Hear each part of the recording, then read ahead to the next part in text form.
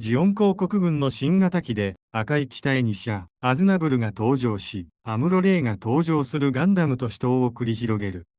終盤の宇宙要塞ヤバオアクーでの戦いには、緑とグレーに塗装された量産型が登場する。解説。1年戦争初期には、空間戦闘用モビルスーツとして、ザク2が主力となるが、戦争中期には、地球連邦軍のモビルスーツの情報が入ってきたことから、次期主力機の開発計画が立ち上がる。そこで、連邦軍モビルスーツへの対応を目指し、開発が仮承認されたジオニック社の XMS-11 がゲルググ開発の起源となる。連邦軍の RX シリーズのコンセプトを踏襲し、ビーム兵器の標準装備化や装甲の分離構想が持ち込まれる。この時点では次期主力機として他にザク2の性能向上型やドムの宇宙仕様であるビッグドム、後にギャンと呼ばれる機体の案が提出されるが、あくまで本命は MS-11 であり、他の案はつなぎでしかなかったと言われている。MS-11 の開発遅延に伴い、主力機をビッグドムとする案も出始めたため、ジオニック社は生産が中止されていた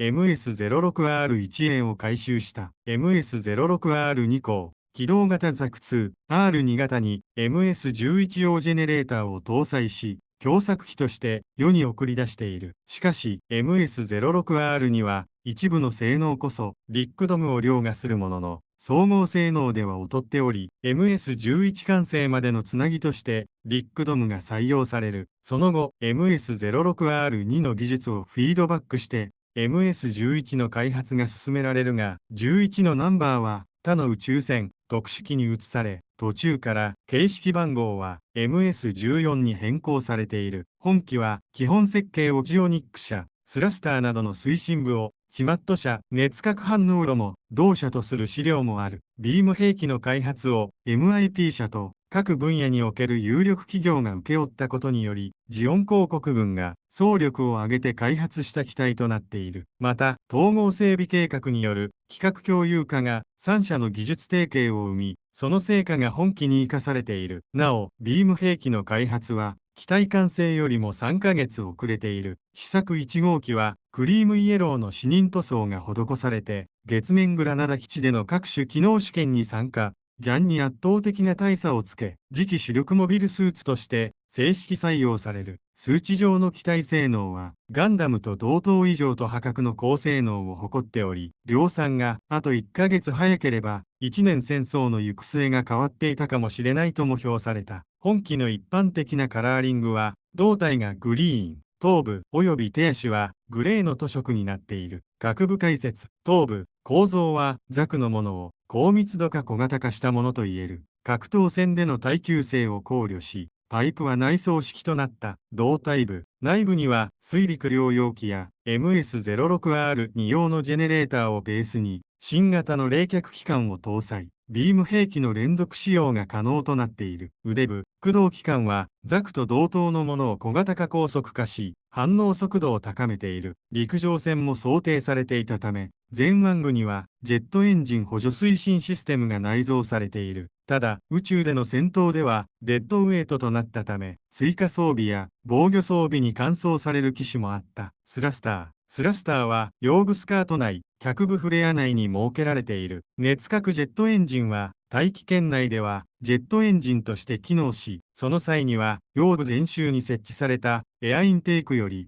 吸気を行った。これらスラスターの開発にはスマット社の技術が投入されている。背部、複数のランドセルが用意されており、任務に応じて換装可能。武装、ビームライフル、ジオン軍がサイド6経由で入手した連邦軍の技術資料、エネルギーキャップ技術を導入し、開発された。ただし、製作に難航して、完成は本体よりも遅延している。ジオン公国軍が初めて量産化したビームライフルとなる。トリガーは幅が広く人差し指、中指の2本指で操作する。ビームなぎなた、ビームソード、アルバート社製の近接用兵装。資料によって、ビームソード、ビーム剣と呼称される名称の通り、なぎなた状の湾曲したビーム頭身を生成する。通常のビームサーベルとは異なり、ツインエミッター式を採用しており、発信機本体の片側のみ、または両端からビームの頭身を形成可能。ただし、両端からビームを発進した状態での取り回しは難しいため、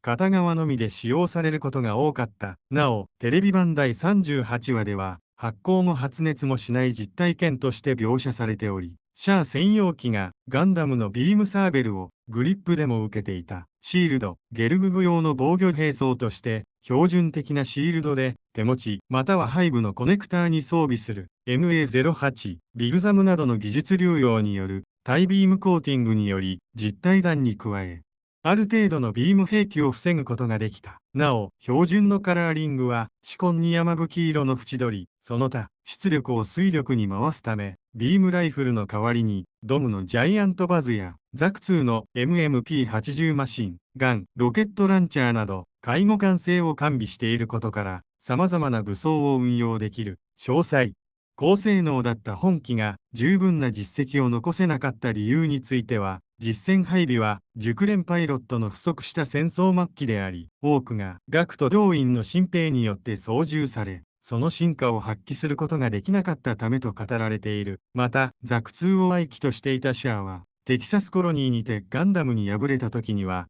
鳴らし運転もしないで使うと発言しており、機種変更には、ある程度の完熟訓練を必要とすることを示している。後の資料では、熟練パイロットも愛着があり、扱い慣れている。ザク2やリックドムを好んで、登場し続けたものも多かった。ジオン製モビルスーツは、統合整備計画の実施まで、操縦系統が統一されていなかったため、機種転換時にそれが問題となったとする説もある。バリエーション、先行量産型、ゲルググ、量産型に先駆けて、宇宙世紀79年10月に少数生産された機体、25機が製造され、そのうちの1機がシャア・アズナブル大佐に渡されている。残る24機は各地で名を馳せたエースパイロットを招集し、編成されたエースパイロット部隊機前らに全て配備されている。ついで支給された12機分の B 型及び C 型バックパックが支給され、B 型で出撃して一時帰還後に C 型に換装し、再出撃するという戦法も取られていたとされる。活躍第37話にて、シャアが操縦する新型のモビルスーツとして初登場する。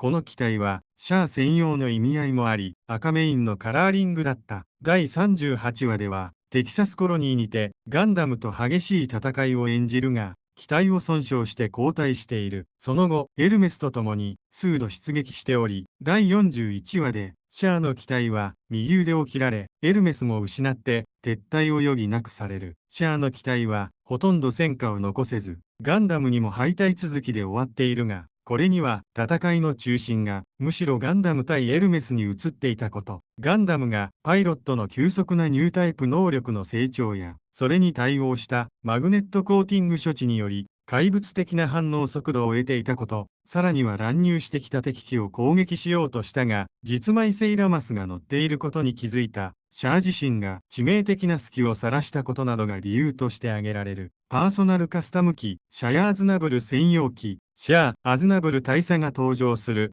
機体。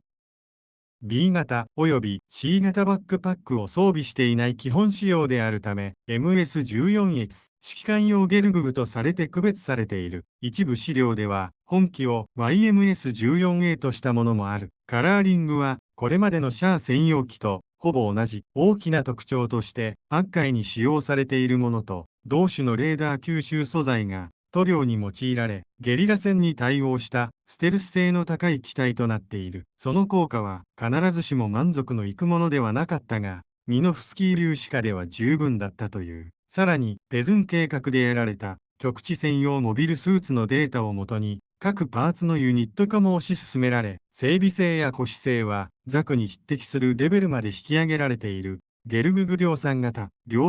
の生産は、ジオン公国本土、グラナダ、アバオアクーなど、各交渉で行われている。ゲルググ全体の生産数は、資料によっては738機とも言われる。先行量産型と外観上大きな差異は見られないが、緑の胴体にグレーの頭部と獅子という塗装が正式採用されている。しかし、ビームライフルの本格生産が11月だったため、完全な配備が遅れ、一年戦争の最終決戦となったアバオア空戦に参加したのは、67機である。なお、先行量産型同様に、増速用ブースター、ビームキャノンパックのオプションを装備することが可能である。しかしながら、配備は1年戦争末期であり、すでに多くのベテランパイロットが失われていたため、劇中では主に学徒兵が登場し、訓練不足のため、機体の性能を十分発揮できないまま、多くが撃破されている。